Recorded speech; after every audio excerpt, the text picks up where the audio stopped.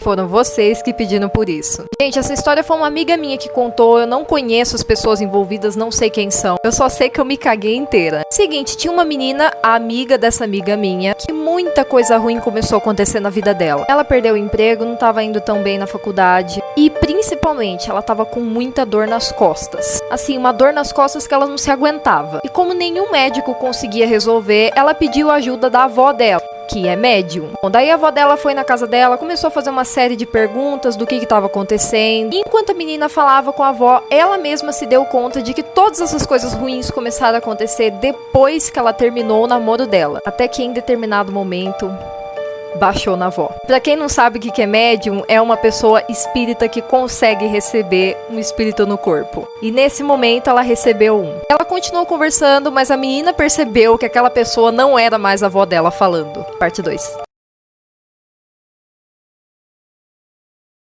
Hoje eu vou contar pra vocês uma coisa que normalmente acontece comigo. Não tem nada a ver com história paranormal, é mais voltado pro mundo espiritual. Seguinte, eu perdi uma tia minha quando eu era um pouco mais nova, eu tinha 19 anos, hoje eu tenho 21. E ela foi uma tia minha que ajudou a me criar e a gente brigou muito quando eu comecei a ficar mais velha. Naquela época a gente vai ficando meio revoltado. Quando eu fiz 18 anos, a gente começou a se resolver, mas ainda não era a mesma coisa. Até, gente, que ela morreu do nada. Um dia, simplesmente acordou e morreu. Eu fiquei muito mal com aquilo, porque eu sentia muito remorso dela ter morrido e a gente não ter se resolvido 100%. E ela apareceu pra mim várias vezes em sonho e a gente conversava e ela me ajudava a passar por aquilo. E assim, gente, eu acredito que a minha mediunidade, ela seja em sonho. Eu não vejo nada, eu sinto dentro da minha casa e mando quando é uma energia ruim ir embora, mas eu nunca vi nada na minha frente. Todas as vezes que um espírito precisou falar comigo, ele apareceu em sonho. E o porquê que eu sei que não é eu criando aquilo na minha cabeça? A pessoa, ela me ensina coisas no sonho que eu nunca escutei, entende? Não tem como eu tá falando aquilo pra mim no sonho, porque são, tipo, ideais, são ideias diferentes que eu não tenho. É como se eu realmente estivesse conversando com uma pessoa que tem um pensamento diferente do meu. Enfim, quando essa tia minha faleceu, que eu comecei a ter esse contato com o mundo espiritual através de sonhos. E era muito frequente, a cada 30 sonhos que eu tinha, uns 25 era no mundo espiritual. Até que um dia apareceu um tio meu da Bahia. A gente não via ele há anos, tipo 15 anos. Ele voltou muito doente, gente, falando que ele tava com câncer, que ele tava mal. E assim, realmente, assim que ele chegou aqui na minha cidade, ele foi pro hospital. E os irmãos, eles revezavam quem ia cuidar dele cada dia dentro do hospital. Os médicos já tinham falado que não tinham o que fazer porque ele tava em fase terminal, porque descobriu muito tarde. Até que eu tava dormindo na minha casa e eu tive um sonho horrível. Eu sonhei que eu tava dentro de um carro e quando eu olhava no semáforo parado, eu via todo mundo da minha família que já morreu. E essas pessoas, elas estavam com uma plaquinha na mão, procurando o meu tio. Sim, esse mesmo tio que estava internado. Todos eles pararam na porta do meu carro e falaram: a gente precisa dele, você sabe onde ele tá? Gente, eu fiquei com muito medo, porque tinha gente que eu nunca vi na minha vida. E conforme eu descrevi a pessoa quando eu acordei pra minha tia, ela falou que eram pessoas da família dela. Só que todo mundo morreu antes de eu nascer. Quando eu acordei muito desesperada. Eu falei, meu Deus, o que era isso? Porque foi um contato muito real, vocês não têm noção. 30 minutos depois, a minha tia me ligou pra falar que o meu tio tinha morrido. Gente, eu tenho certeza que, tipo, isso foi muito essa galera vindo buscar ele. E vocês, o que vocês acham? Me conta aqui.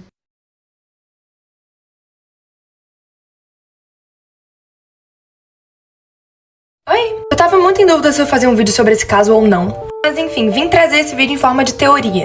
Eu acho que todo mundo sabe quem é Travis Scott. Há pouco tempo rolou um festival chamado Astro World, que era um festival dele, e infelizmente 10 pessoas acabaram falecendo. Inclusive crianças, um menino de 9 anos foi a 10ª vítima confirmada. Enfim, várias pessoas começaram a ser pisoteadas e um bololô aconteceu e tá tendo uma teoria de que na verdade isso tudo tá relacionado com o mundo espiritual. Tinham várias ambulâncias no local, várias pessoas tentando avisar o Travis e a galera do evento que, enfim, tinham pessoas morrendo e ninguém fazia nada. Enfim, as cenas são bem perturbadoras, porque a galera tava lá, tinha gente morta e ele lá em cima cantando como se nada tivesse acontecido. Inclusive, nessa imagem aqui aparecem 2 homens indo lá avisar o que tava acontecendo. Ele literalmente caga, joga os braços pra cima e diz: vocês sabem o que vieram fazer aqui. O que, bem? Tem algumas coisas bizarras, como os organizadores do evento falando que tinha uma energia do capeta lá. Parece que de fato o show de horror que ele queria instalar foi instalado. E as propagandas do show já eram meio bizarras, tipo, vejo você do outro lado. Que outro lado? A maioria das pessoas que tava lá disse que a energia tava bizarra, tipo, muito pesada. Olha um dos relatos. Imagina ouvir Travis Scott e pessoas gritando por suas vidas ao mesmo tempo. Foi o som mais assustador que eu já ouvi. Eu senti como se fosse um pesadelo. Peguei um adolescente e seus olhos rolaram para a nuca. Quando verifiquei o pulso, eu vi que ele estava morto. Também tem outro vídeo circulando na internet. Nesse vídeo dá pra ouvir pessoas gritando "ajude a gente" e ele só sorri e continua. Muita gente tá falando que isso é meio demoníaco. Tem várias teorias de que esse festival foi feito pelo Travis Scott como uma forma de sacrifício. Na verdade, sacrificar outras vidas pra, enfim. Não sou eu falando, é uma teoria, tá? Calma. Tem vários simbolismos, como por exemplo esse aqui, as pessoas entrando e saindo com chifrezinhos como se fossem demônios. Que é toda a mensagem que ele dá no show, aquilo que eu mostrei pra vocês do Vejo Vocês no Outro Lado. O outro lado. O bizarro é que ele literalmente causou a distopia que ele queria causar. Enfim, é só você ler um pouco sobre distopia e você vai ver que, enfim, perda, desespero, não coisas legais. As pessoas estão dizendo que ele já foi pra esse show sabendo que pessoas iam morrer e era basicamente isso que ele queria. Lembrando que é uma teoria! Enfim, tem várias outras coisas que comprovam essa teoria muito bizarra, muito sinistra e pesadíssima. Mas pra mim já deu de falar disso que não me vem um negócio legal.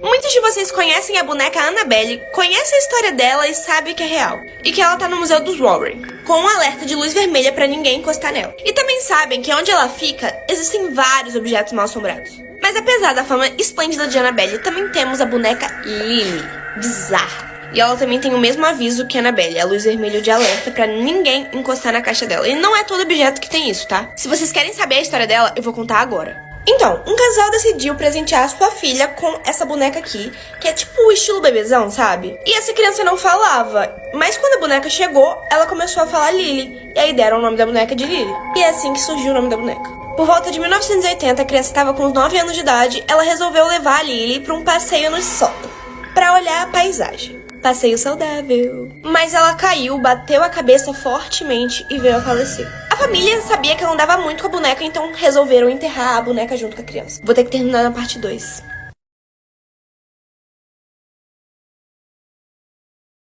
Em 2015, a filha da minha vizinha ganhou uma boneca da madrasta. Dias depois, a menina começou a vomitar todos os dias e passava mal durante a noite. Ninguém sabia o que ela tinha. Então passou um tempo e a menina faleceu. Algum tempo depois, a mãe resolveu dar os brinquedos da filha. Então ela pegou todos os brinquedos e colocou dentro de um saco. De repente, ela percebeu que sua mão estava cortada e suja de sangue. E viu que a boneca também estava suja de sangue.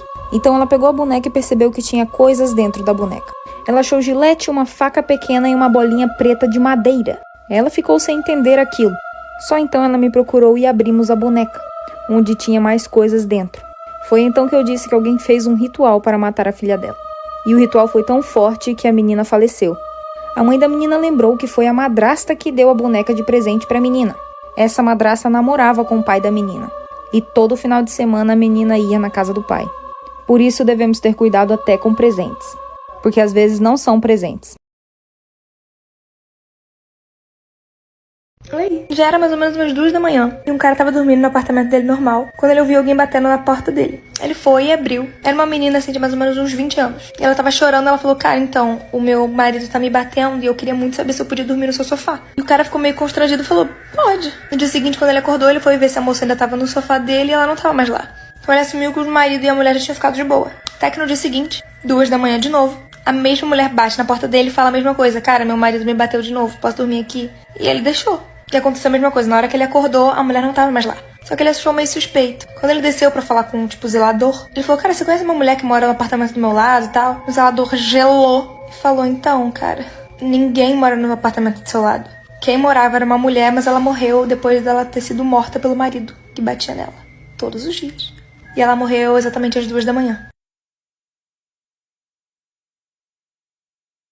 Oi. Tinha uma mulher que não gostava muito de lavar o cabelo. E ela achava que o cabelo dela ficava lindo de coque. E teve um dia que ela fez um coque que ela achou perfeito. Ela resolveu deixar ele. Deixou um dia, outro dia e outro dia. E toda vez que ela ia tomar banho, ela botava um negócio na cabeça, tipo aquelas toucas, e não lavava o cabelo. Só que aí o cabelo dela começou a feder, né? Porque, né? E ao invés de ela tomar banho, ela começou a usar shampoo seco. E ela só passava shampoo seco no cabelo dela. Até que um dia, o marido dela acordou e foi tomar café. Percebeu que ela não descia de jeito nenhum. Já tinha perdido o horário do trabalho, inclusive. E ele ficou preocupado e subiu pra ver como ela tava. Quando ele chegou lá, ele viu que ela tava morta. Ela tinha morrido. Ele chamou a polícia e quando o corpo dela foi levado pra autópsia, eles desfizeram o coque dela e viram que aqui atrás tinha um ninho de aranha com a aranha mãe. A cabeça dela tava toda corroída e a aranha tinha colocado ovos. E as mini aranhinhas nasceram dentro da cabeça dela e corroeram tudo.